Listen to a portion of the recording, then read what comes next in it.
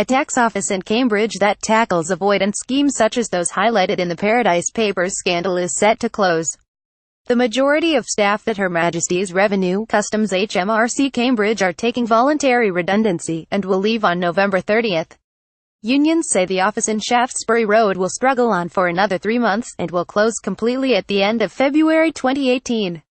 In February there will be some compulsory redundancies, and around 30 staff will transfer to HMRC Peterborough, which is itself scheduled to close by 2021 as part of the withdrawal of all frontline tax staff from East Anglia.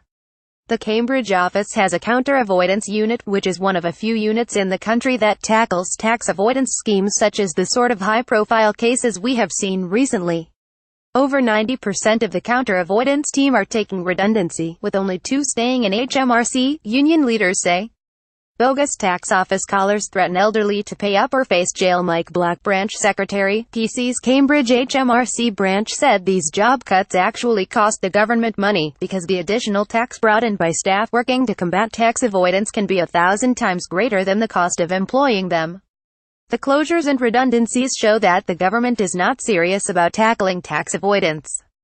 PC's General Secretary Mark Serwatka added, with a tax gap of £120 billion made up of avoided, evaded and uncollected tax demonstrating the tax justice crisis the government faces, it is staggering that HMRC staff numbers have halved in the past few years, resulting in the loss of thousands of experienced tax inspectors across the country.